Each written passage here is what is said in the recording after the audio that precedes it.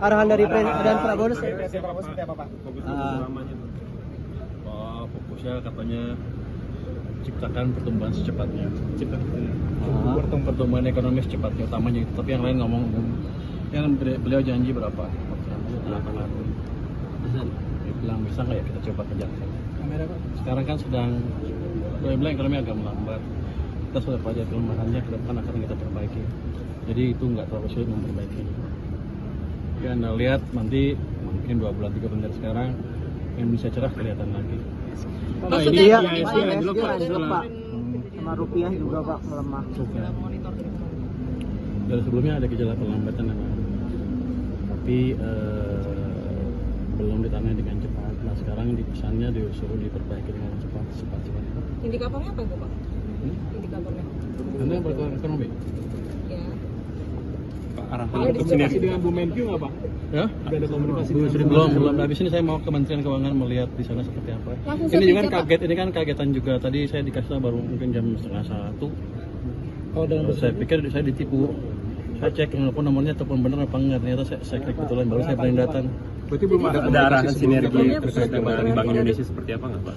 Nggak ada, tapi kan kalau dengan Pak Ferry saya sudah kenal lama jadi nggak masalah harusnya untuk komunikasi dengan Bank Indonesia. Diminta menjadi Menkyu sejak tanggal berapa Pak? Gimana? Diminta menjadi Menkyu sejak tanggal berapa Pak? Sejak hari ini. Jadi benar-benar tidak ada komunikasi sebelumnya. Ada diskusi ekonomi terlebih dahulu Pak dengan Presiden sehingga Bapak dipilih menjadi Menkyu baru? Kan waktu saya presentasi di sana mungkin kelihatan saya cukup jago kelihatannya. Tapi yang khusus nggak ada. Ada beberapa kali aja diskusi ekonomi tapi nggak baru-baru ini sekali. Pak, kalau dalam Bu Sri Mulyani akan ada serius Pak? Enggak tanggapannya Pak? Ya? Setelah pelantikan Bapak Pak. Setelah pelantikan mungkin meyakinkan pasar seperti apa? Gini,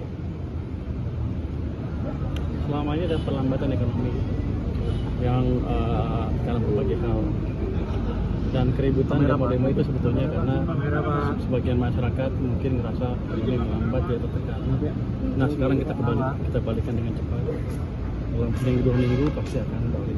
Kalau IHSG anjlok biasa mungkin takut, tapi kan saya lama di pasar, saya 15 tahun lebih di pasar, jadi saya tahu betul bagaimana memperbaiki ekonomi. Jadi indikator perlambatannya apa Pak? Kamera di sini Pak. 100 hari Pak, target 100 hari Pak. Ya? Ada target 100 hari. Ada target tapi 3 bulan 100 hari itu ya? Iya Pak. Wah dia ngasih angka tinggi banget, itu juga saya bilang. Saya bilang bertapa kita kita capai yang 8% itu. Dia bilang jangan lama-lama secepatnya. Ya kita cobalah. Ini kapan disampaikan Presiden tadi? Tadi Pak. Barusan setelah pelantikan dan meeting di sana dengan. Target 8% ini mau dicapai kapan sih Pak? Dari Bapak sendiri 8% yang rasional untuk dicapai. Berapa lama lagi? Kalau sebagai ekonom ya, tahun ini 8% mungkin agak sulit. 2 tahun 3 tahun ke depan ada peluangnya dicapai. Gini yang penting gini, kita balikin arah ekonomi yang melambat menjadi lebih cepat dulu. Let's say ke arah 6% lebih dalam waktu tidak terlalu lama. Habis itu kita bangun yang lain biar pertumbuhannya bisa lebih cepat lagi. Berat gak sih Pak itu sama Presiden Pak untuk secepat mungkin? Ya? Berat gak sih Pak? Ya saya deg-degan berat banget. Tapi dia pikir, pokoknya Presiden cukup agresif gitu. Tapi strategi-strateginya sudah disiapkan Pak untuk mencapai itu Pak. Saya sudah 25 tahun jadi ekonom.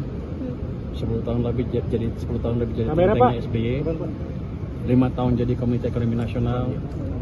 Berapa tahun di KSP. Terus membantu Pak Jokowi juga dalam mengatasi krisis 2020 COVID. Jadi saya di samping Pak Jokowi persis waktu itu. Jadi kalau Anda tanya pengalaman saya, apakah saya cukup tahu? Amat tahu. Jadi Anda nggak usah khawatir. Jadi optimis Pak untuk kenaikan tersebut Pak? Optimis. Jadi masa depan kita akan cerah. Domestic demand kita kuat. Asal kita kendalikan dengan baik, kita bisa tumbuh dengan baik. 90% domestic demand. Masa kita takut? Apalagi kalau banyak nggak jelek-jelek amat sekarang. Pak, jadi ini nanti langsung sertijab apa gimana Pak? Hah? Hari ini langsung sertijab langsung? Saya nggak tahu, saya langsung dilantik, saya akan ke kantor Menkyu sekarang. Tapi ada Bu Sri Mulyani Pak di kantor Kemenkyu ini Pak. Ya, tunggu sama Bu Sri Mulyani Pak di Kemenkyu. Saya nggak tahu, yang saya dengar ada beberapa wamen di sana, ada beberapa dirjen nunggu saya di sana. Mungkin Besok mau nggak ada bikin Pak. saya. Kalau Bu Sri Mulyani nggak ada Pak. Saya nggak tahu dan saya mau cari. Tapi belum WA atau telepon gitu Pak. Kalau sebenarnya gini, Anda banyak menyaksikan kan apakah angka triwulan kedua pertumbuhannya betul 5,12%, itu betul sekitar segitu. Tapi sejak bulan Mei, Juni, Juli, Agustus kesini ada indikasi ada sesuatu yang nggak lancar sehingga ekonomi cenderung melambat di triwulan ketiga. Itulah makanya ketika ada demo sedikit orang gampang terpacu. Itu jadi fondasinya maksudnya ada faktor ekonomi juga. Itu salah satu indikator yang utama. Kalau orang kerjanya banyak, ini banyak duit, ngapain dia demo, capek?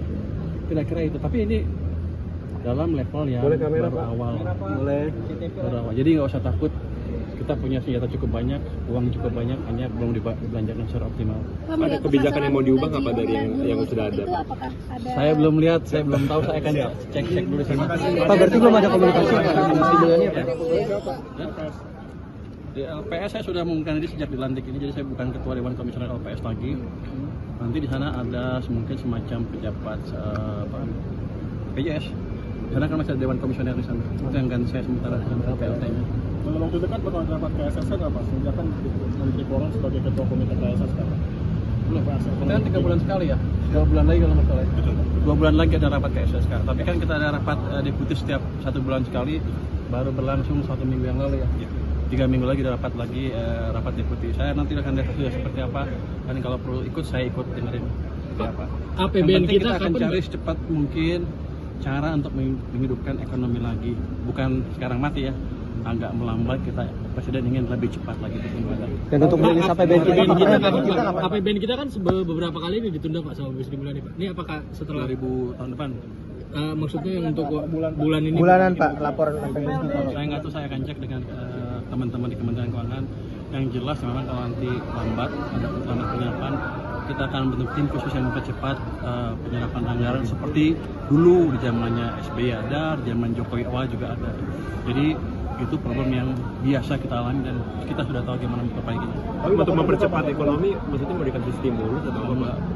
Bagaimana mau tahu rahasianya? Ya mungkin dari kebijakan apa Pak ya? Untuk ini kan kita 2-3 bulan sudah ada hasil. Gua udah berhenti ngomong. Udah paling ngomong. Jadi gini, kalau saya lihat masih ada pengelolaan uang yang masih belum optimal. Kita akan perbaiki itu. Jadi walaupun anggarannya misalnya berserap, kita akan pastikan dananya tidak mengganggu sistem perbankan kita.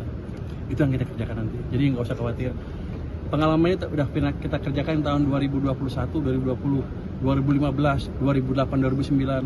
Jadi Anda nggak usah takut. Saya di sana pada waktu semua peristiwa itu. Pak, udah koordinasi dengan di Kemenku aja Bapak ya? Belum, saya baru ke Kementerian ini, bos saya ini baru. Siap. Lengkapnya di Kementerian Keuangan Bapak. Oke, terima kasih Pak. Selamat ya Pak. Pak Prabowo tadi Pak, pesan-pesan yang disampaikan. Apa aja pesan-pesan, pokoknya Kamera Pak. pertumbuhan ekonomi yang baik, kesejahteraan rakyat semaksimal mungkin. Kita nggak boleh gagal dengan program kita menyejahterakan rakyat kita. Nah itu yang akan saya kerjakan. 8% targetnya bagaimana Pak? Ya kalau Anda berdoa bisa lah. Tapi itu bukan sesuatu yang mustahil, itu mesti yang dikejar. Kenapa? Kalau tumbuh 5 terus, kita nggak punya negara maju. Untuk negara maju itu kayak Jepang, Korea, Cina, ada periode yang panjang tumbuhnya double digit. 8% kelihatannya optimis, terlalu optimis. Tapi kalau didesain dengan baik, masih bisa. Karena selama 20 tahun terakhir ini, mesin kita timpang. Zaman Pak SBY, Pak di depan Pak. zaman Pak SBY yang jalan mesin private sector lah kira-kira. Dengan kredit tumbuh cepat, tapi pemerintahnya belum optimal. Zaman Pak Jokowi, pemerintahnya bangun infrastruktur di mana-mana, private sektornya agak mati, kreditnya hanya tumbuh 7% rata-rata. Nah ke depan kita akan hidupkan dua-duanya. Jadi dengan itu 6-7% nggak terlalu susah. Dua-duanya maksudnya swasta dan pemerintah? Swasta dan pemerintah. Pak soal potensi sama BI kemarin kan lagi Nah ini saya cek lagi, saya belum dengar kalau yang itu. Kalau ini kan ekonomi umum saya bisa. Tapi keterbukaan informasi kinerja APBN tiap bulan bakal dilakukan lagi Pak. Ya, ketemu saya kan ekonom. Nanti itu. Ya Pak. Itu ekonom asli nih. Nanti saya ketemu dengan kalau itu kan mungkin malu-malu, kalau sekarang enggak. Kemarin kan sempat APBN kita banyak diundur gitu Pak. Banyak. Nah, saya nggak tahu, selama ini saya hanya ngurusin LPS dan lubang bangkrut. Ya maksudnya di zaman Bapak akan rutin sebulan pasti gitu Pak ya. Kita keluarkan apa adanya, kelemahan kita perbaiki. Pak, penguatan penerimaan negara Pak dari pajak baru Bapak? Nggak tahu saya namanya. Menurut Bapak untuk menambah? Saya diskusi dulu ke teman-teman dengan di keuangan. Menurut saya pribadi selama ini nggak usah. nggak usah ada pajak baru. Bisa yang penting kompaknya. Iya, kalau dengan sistem yang ada pun kalau pertumbuhannya bagus, Anda misalnya anggap tax ratio tax to GDP ratio-nya konstan, income-nya kenceng juga. Jadi situ jadi nanti. Terima kasih Bapak. Selamat ya Pak. Kamera Pak.